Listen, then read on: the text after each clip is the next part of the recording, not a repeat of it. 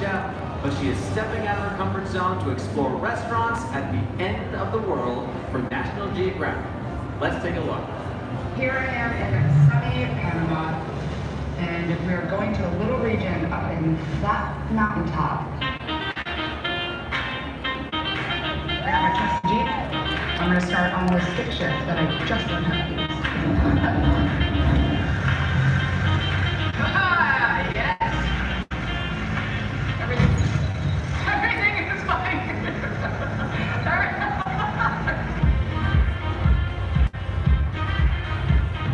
This is gorgeous. This is so amazing.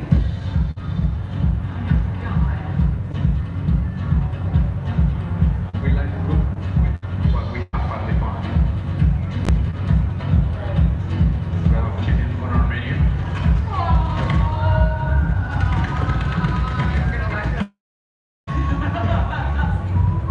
Let's go get some water, please. Of course, sometimes it's the most difficult place. My mother's like, what are you doing? I feel like a kid again. And honestly, the closest thing I'll ever get to farm from my mouth. With no joke.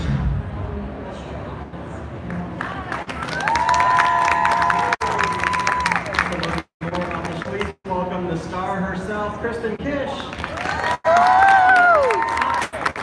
I'm such a big fan. I'm so thrilled to be here with you. And I love a good origin story of a creative person. So tell us a little bit about what inspired you to pursue a career as a chef in the first place. That's a big question, and if we had 2 hours, I could give the full story. But short form version is I was born in Seoul. I was adopted at 4 months old. I was raised in Midland by a Caucasian family in the Midwest, and I kind of grew up in a place where not a lot of people knew me, and I didn't really understand history, my culture, etc. But basically, food has always been this connecting device for all of us. Like, you know, we are strangers. We can all probably find a common ground with food, have a conversation over it, and dive deeper with the help of food to understand who you are, why you are the way you are, and how that's important to storytelling. And so, like, food and storytelling is really what being a chef to me means. It's interesting you say storytelling because I would imagine you don't get into the culinary arts intent on becoming a TV star, but that's very much what you have done. How has being in competition TV series changed things for you? Being in competition series is a feeling of anxiety I wish to no longer feel anymore. But it was definitely I'm very grateful for the opportunity. Top Chef changed my life. And I went on TV as an insecure, incredibly unworthy feeling for myself person. Social anxiety, still have it, I just learned how to live with it. And I went on TV being like, why I am not the person you want. And I don't know what happened. I just went on there and cooked. And apparently I did well, and everything kind of worked out, and just kind of life kept unfolding itself. And more I decided to be my authentic self with all the good, the ugly, the messy, all the BS involved. Yeah. Well, speaking of anxiety, some of the things we saw you doing in that video package give me anxiety. There's some big adventure in the show. How did you go about finding the locations to feature in the show? Well, thankfully I don't have to do any of that, and that's a good thing because not knowing too much going into that scenario allows me to remain curious and to let things unfold and be, because I control so much in my life, that to be out of control and let things happen allows you to make a genuine connection with people, the places, and the culture of who you're seeing. Yeah, that curiosity is such a big part of what makes you such a great host. What were some of the things that surprised you most? I'm always happily surprised by kindness. It's just the thing that catches me off guard. It's the thing that makes me feel very emotional. I cry at every location, whether they show that or not, I don't know. But I cry because there is a layer of empathy and kindness that people innately have that oftentimes life kind of chips away at that and makes you a little rough around the edges. But at the core of every being, there is this kindness and pride of who you are and being able to tell your story. Do any particular people or places come to mind that you remember most fondly so far? God, all of them. Honestly, there hasn't been a person that I haven't been able to make that connection with. Some are deeper than others, sure. But at the end of the day, like, they are there to showcase themselves, and I am just the conduit of being able to help tell their story. Now, as a chef, were you exposed to any exotic foods or preparation methods or anything that you'll take back to your culinary career? I mean, everything. You know, it's interesting. It's interesting. We talk about food as like exotic or different, but in different parts of the world, it's just food, Right. And it's just what they know, and it might be new to me.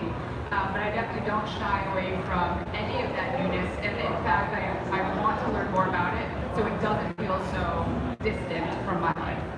What were some of the moments that made you maybe stretch your comfort level the most? What were some of the experiences that seemed pretty frightening when you arrived? You know, all the physical activity I can do. Like, I'm also protected by a Nat Geo bubble that's like very safe. That there's been like safety checks over and over and over again. It's the ability to be vulnerable and get vulnerable very, very quickly with someone and develop that relationship for the betterment and the good of the television show. Because at the end of the day, we are making a TV show, but I lived that life for 7 days with those people, and at the end of the day, I want to walk away feeling fulfilled, like I did a bigger job than just making a TV show.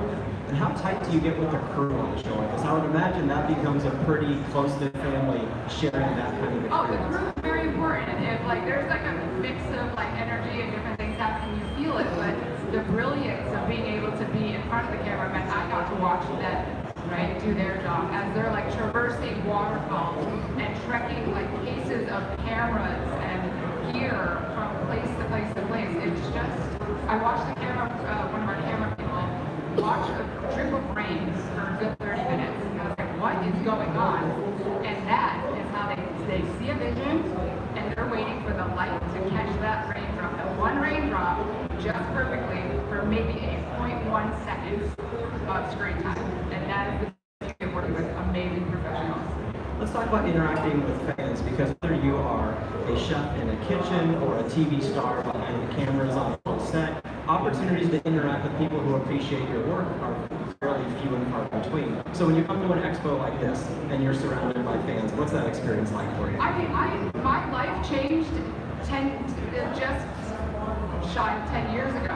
My life, I was recognized by a few people, and a few people knew what I cooked and how I cooked, and I never take it for granted that people are paying attention, because that is, I mean, without everybody, I wouldn't have a show, I wouldn't have a platform to talk about, so it's very special.